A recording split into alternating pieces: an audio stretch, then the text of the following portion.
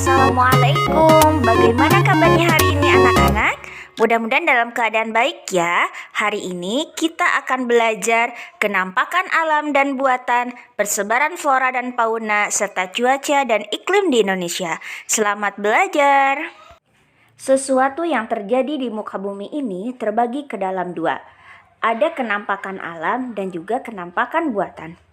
Kenampakan alam adalah segala sesuatu yang ada di alam dan terbentuk oleh peristiwa alam, sehingga bisa disebut tidak ada campur tangan manusia, seperti gunung, pegunungan, dan laut. Kenampakan alam terbagi menjadi ke dalam dua bagian. Pertama, ada wilayah daratan, dan kedua, ada wilayah perairan. Wilayah daratan merupakan wilayah permukaan bumi yang tidak tergenangi oleh air, seperti dataran rendah, dataran tinggi, gunung, pegunungan, pantai, tanjung, dan juga delta. Sedangkan wilayah perairan ini merupakan kebalikan dari wilayah daratan. Jadi, wilayah perairan adalah wilayah bumi yang terkena oleh air, seperti selat, teluk, sungai, danau, dan juga laut.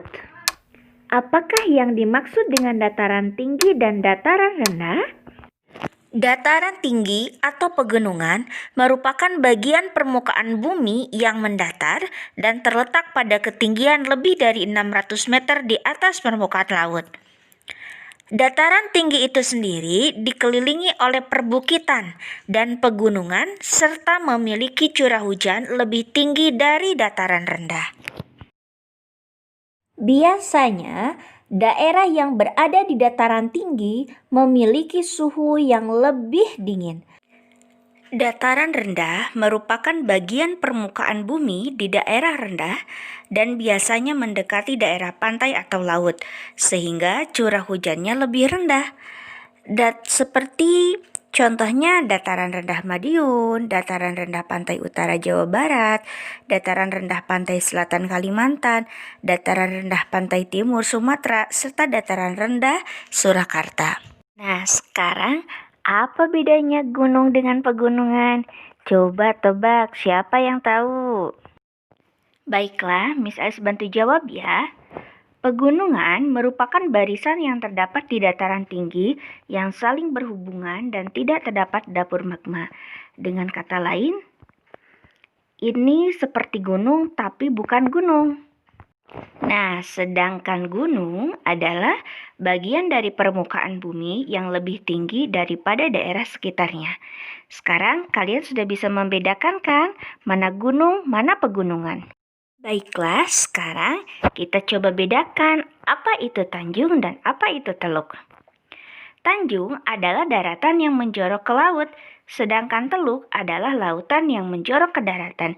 Jadi bisa dibilang tanjung adalah kebalikan dari teluk. Selain istilah tanjung dan teluk, ternyata ada juga istilah selat. Apakah itu selat? Selat merupakan laut sempit yang menghubungkan dua pulau atau lebih yang saling berdekatan, seperti Selat Sunda, yang bisa nanti kalian lihat pada peta Indonesia. Kenampakan buatan merupakan kebalikan dari kenampakan alam. Kenampakan ini yang ada di lingkungan ini sengaja dibuat oleh manusia, guna untuk memenuhi kebutuhan dan keperluan hidup manusia. Di antaranya ada waduk atau bendungan, pelabuhan, perkebunan, bandar udara, kebun binatang, serta jalan raya. Semuanya memiliki fungsi yang berbeda-beda, meskipun tak sama, namun inti dari kenampakan buatan ini sangat berguna sekali untuk memenuhi kebutuhan dan keperluan hidup manusia. Selain kenampakan alam dan buatan, hari ini kita juga akan mempelajari persebaran flora dan fauna di Indonesia. Sebagaimana kita ketahui bahwa Indonesia memiliki keanekaragaman flora dan fauna. Keanekaragaman ini terjadi karena negara Indonesia terletak di antara dua samudra dan dua benua, serta bentang alam yang ada. Flora yang ada di Indonesia tumbuh dalam keadaan subur. Hampir dari 14% wilayah yang ada di Indonesia ditumbuhi oleh tanaman yang sangat lebat. Pada dasarnya, flora yang ada di Indonesia terbagi lagi ke dalam 4 kategori, yakni hutan hujan tropis, hutan musim, hutan sabana dan stepa, serta hutan lumut. Hutan hujan tropis merupakan hutan yang selalu basah dan lembab. Hutan ini dapat kita jumpai di wilayah sekitar Khatulistiwa, yakni kurang lebih berada pada garis lintang 0 derajat sampai 10 derajat ke utara dan ke selatan garis Khatulistiwa. Sedangkan hutan musim merupakan hutan yang terdapat di wilayah kemarau yang cukup panjang. Tumbuhan yang ada di hutan ini bersifat homogen, artinya tumbuhannya sejenis, tidak beraneka ragam. Selain hutan hujan tropis dan hutan musim, Indonesia juga memiliki hutan sabana dan stepa loh. Sabana sendiri adalah salah satu jenis hutan berupa padang rumput yang ditumbuhi semak dan perdu. Jenis pohon yang tumbuh di sabana ini adalah pohon palem dan akasia. Persebaran sabana dan stepa di Indonesia banyak ditemukan di kawasan daerah timur. Hal ini disebabkan oleh iklim yang ada di Indonesia sendiri. Sedangkan hutan lumut, sudah bisa dibayangkan ya bahwa hutan ini hampir dipenuhi oleh lumut-lumut yang ada di sekitar pohon dan tanahnya. Sama halnya dengan flora, fauna yang ada di Indonesia terbilang cukup unik dan beragam. Alfred Weber dan Wallace membagi wilayah fauna ke dalam 3 bagian, yakni fauna asiatis, peralihan, dan australis. Ketiganya dibatasi oleh garis Weber dan Wallace. Garis Weber adalah garis yang digambarkan oleh Weber untuk memisahkan habitat fauna Australia dengan fauna tipe peralihan. Sedangkan garis Wallace sendiri berguna untuk memisahkan habitat fauna tipe peralihan dengan fauna tipe Asia. Melalui peta ini kita dapat mengetahui persebarannya. Setelah kita mempelajari flora dan fauna yang ada di Indonesia, maka kita akan mengetahui bagaimana iklim yang ada di Indonesia. Seperti yang kita lihat pada peta di bawah ini, Indonesia berada pada garis lintang 6 derajat lintang utara sampai 11 derajat lintang selatan. Indonesia juga berada di daerah Khatulistiwa, sehingga Indonesia memiliki iklim tropis. Pola angin di Indonesia. Angin adalah udara yang bergerak.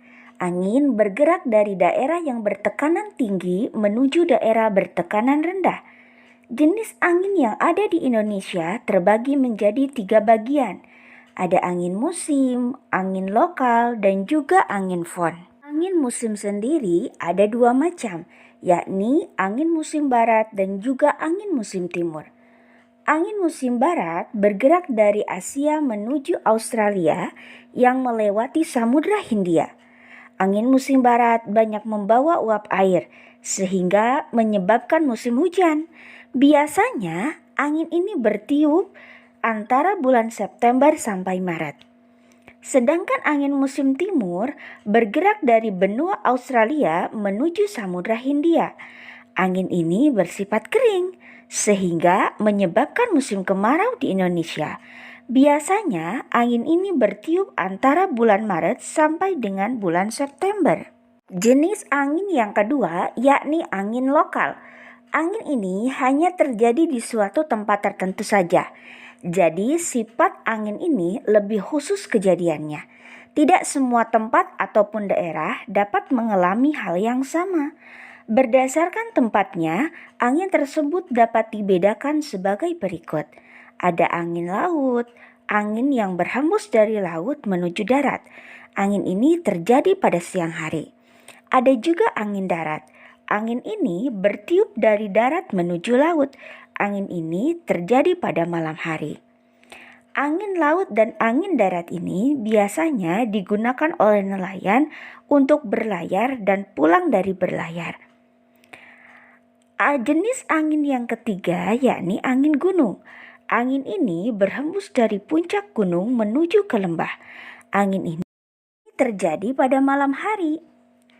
Sedangkan angin lembah, angin ini merupakan kebalikan dari sifat angin gunung, yakni angin ini bertiup dari lembah menuju puncak gunung. Angin yang terakhir yang berada di Indonesia adalah angin Fon. Angin Fon ini adalah angin yang turun dari lereng gunung. Sifat angin ini kering dan panas.